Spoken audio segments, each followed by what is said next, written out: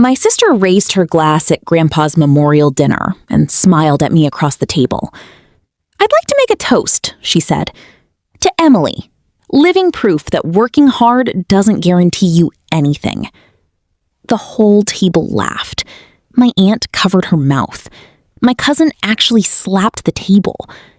My mother didn't laugh. She just looked down at her plate like she was embarrassed I existed. I was 34 years old. I had a mortgage, a clean credit score, and a savings account I'd built from nothing. And in that room, surrounded by the people who were supposed to love me, I felt exactly like what they'd always told me I was. A disappointment. I forced a smile and reached for my water glass. I didn't say a word. What I didn't know, what nobody at that table knew, was that a man in a dark suit was parking his car outside at that exact moment. He was carrying a leather briefcase.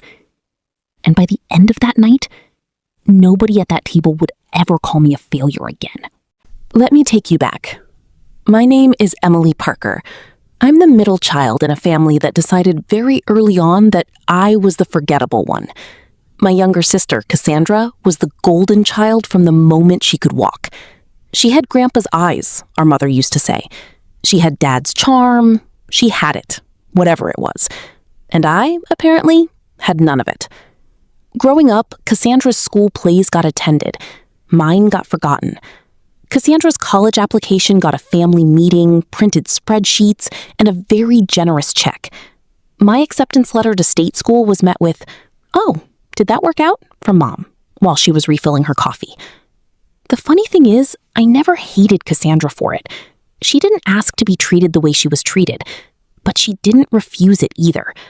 Over the years, she leaned into it. The sighs of disappointment directed at me, the comparisons at every holiday table, the way she'd accept credit for things she didn't do while I quietly picked up the slack. By the time we were adults, the dynamic was cemented. Cassandra had a lifestyle. I had a life. She drove a leased SUV and lived in an apartment paid for largely by Mom and Dad. She posted on social media constantly. Inspirational quotes, vacation photos, a small business she'd started with family money that had never once turned a profit. The family called it entrepreneurship. They called my two jobs desperation. What they didn't see was that every extra shift I worked, every vacation I skipped, every Friday night I stayed home to review my budget spreadsheet, it was building something. Not fast, not glamorous, but real. The summer I turned 32, I noticed he was writing more. He had always kept journals, leather-bound ones he bought in bulk from an office supply store. But that summer, there were more of them than usual, stacked on the desk in his study. I never asked about them. They were his. He also started having meetings I didn't know about. I'd arrive on a Thursday afternoon to find a car in the driveway I didn't recognize. By the time I knocked, it would be leaving. Grandpa would open the door with a calm expression and never mention it. Once, when I was helping him organize his filing cabinet, I found a folder labeled simply Emily. It was thick. "Grandpa," I said, holding it up. He crossed the room, gently took it from my hand, and put it back in the cabinet. "Not yet," he said. Just that. I didn't press him. What they also didn't see was Grandpa. His name was Harold Parker. He was 79 years old, sharp as a thumbtack, and the only person in my family who ever looked at me like I was worth looking at.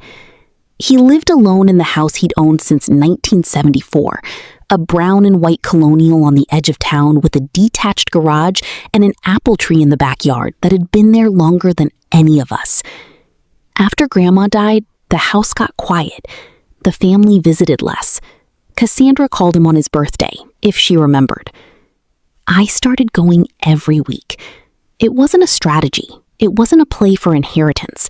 I went because he was lonely, and because I liked him, and because the hour I spent on his porch drinking bad instant coffee and listening to him talk about his Navy years was the only hour in my week when I didn't feel like a failure.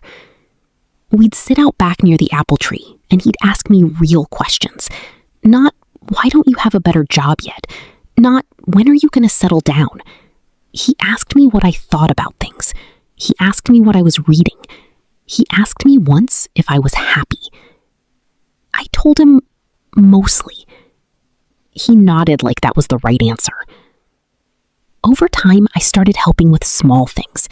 Groceries, driving him to appointments when his vision got bad, raking leaves in the fall, fixing the leak under his kitchen sink because the plumber quoted him $400 and I'd watched enough YouTube videos to figure it out myself.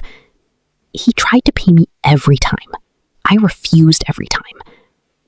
"You're the only one who comes," he said to me once, in the kitchen while I was cleaning up after fixing that sink. I told him the others were just busy. He gave me a look that said he knew better. What they also didn't see was Grandpa. His name was Harold Parker. He was 79 years old, sharp as a thumbtack, and the only person in my family who ever looked at me like I was worth looking at.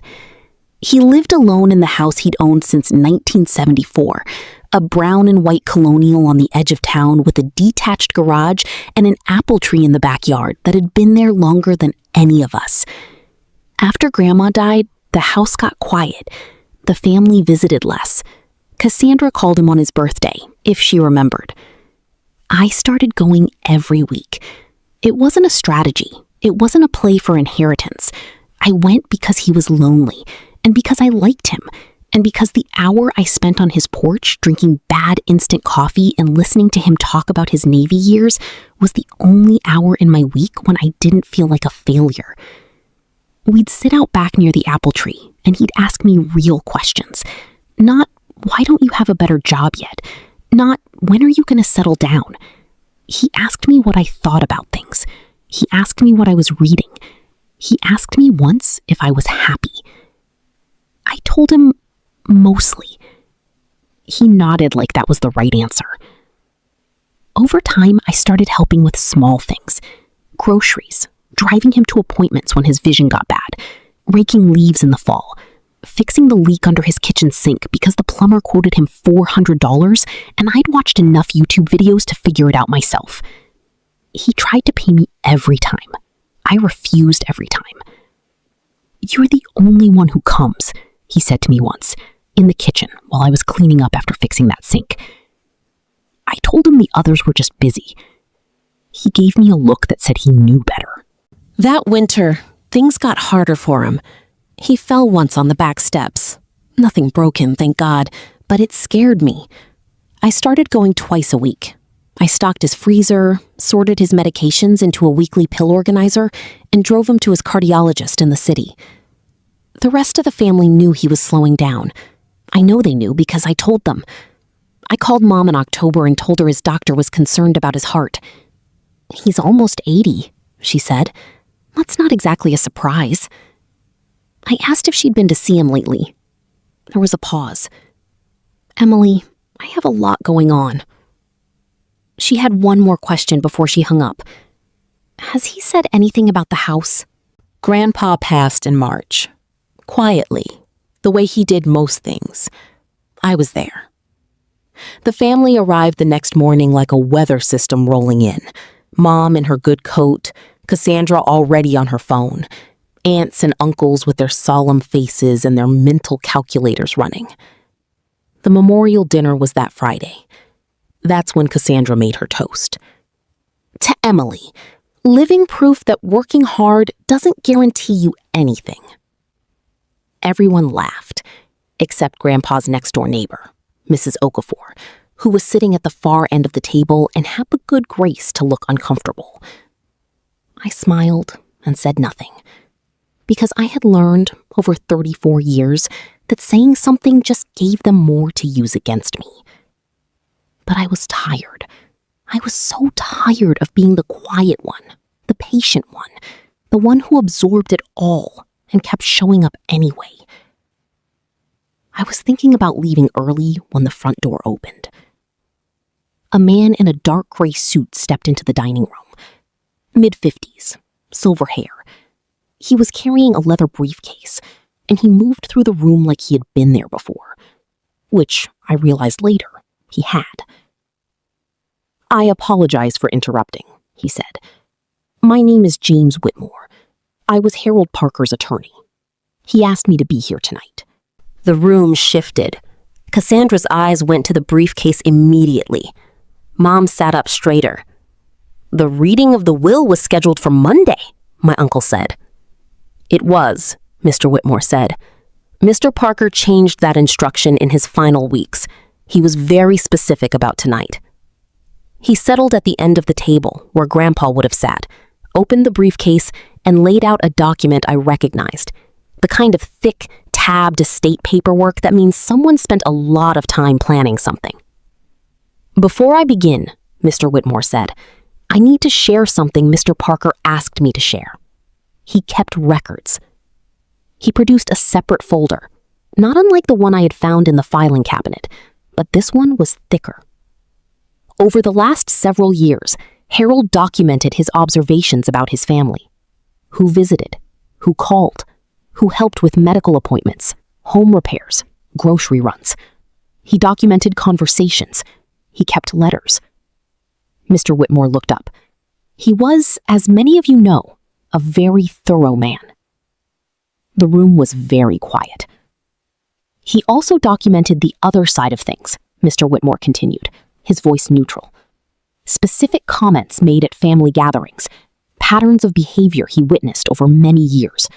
He wanted the record to be complete. I watched Cassandra's smile go still. The details came out slowly. The house, the colonial with the apple tree, which had been appraised at just over $400,000, went entirely to me. Not split, not in trust, to me. The investment accounts Grandpa had built over 50 years went to me. There was a letter, read aloud by Mr. Whitmore in Grandpa's own plain language, that explained why. He talked about the visits, the appointments, the sink, the pill organizer. But he didn't frame it as a transaction. He framed it as character. Emily never asked for anything, he had written. She came because she cared. That's the only thing I wanted to leave behind. Something real to someone real. He also addressed the family directly. Not cruelly, but clearly. He named specific incidents, holiday dinners, a graduation party where I had been the only one who helped set up and clean up, while everyone else accepted compliments. A Christmas where Cassandra had received a check for $12,000 to stabilize her business, while I was told, in the same week, that there was nothing left to help with my car repairs. I saw everything, the letter said. I just waited for the right time to say so. Cassandra pushed back from the table and said, "This isn't fair." Mr. Whitmore looked at her calmly. "Your grandfather anticipated that response. He asked me to note that the documentation is complete and has been reviewed by 2 witnesses and a notary. There is no legal basis for a contest." My mother looked at me. Her face had gone through several things in the span of a few minutes. Shock, then calculation, then something that might have been shame. She opened her mouth. "Emily." "I know," I said. I wasn't angry. I was just done. "I know what you're going to say." She closed her mouth. My uncle cleared his throat and mentioned something about family legacy and what Grandpa would have wanted. I looked at him until he stopped talking. In the weeks after that dinner, I got a lot of phone calls. Cassandra called 4 times the first week. The first 2 calls were angry. The third was tearful. The fourth was a long apology that covered a lot of ground without ever quite landing on the truth, which was that she was sorry because of what she'd lost, not because of what she'd done. My mother came to see me in person. She sat in my kitchen and told me she hadn't realized how things had looked from the outside. I poured her a coffee and listened, because I had learned to listen. But I didn't agree, and I didn't offer her anything she was hoping for. "I need some time," I told her. "I need you to respect that." she left without arguing. That, at least, was new. I moved into Grandpa's house in June. The apple tree was just starting to bloom. I sat on the back porch on my first evening there with a cup of bad instant coffee, his brand, from the tin I found in his cabinet, and I looked at the yard he had kept for 50 years. There was a journal on the porch table. I hadn't put it there. Mrs. Okafor, the neighbor, had found it tucked under the porch eave when she was returning my grandfather's mail. She left it without knocking. It was one of his leather-bound ones. My name was on the inside cover. I didn't read it that night. I just held it and sat there until the light went. I thought about all the people who had looked at my life and seen nothing worth respecting. I thought about every dinner table, every comparison, every laugh at my expense. And I thought about an old man who had watched it all, quietly, for years, and decided that the truth was worth preserving. They spent years trying to convince me I was a failure. Grandpa spent years making sure the truth would survive long after he was gone.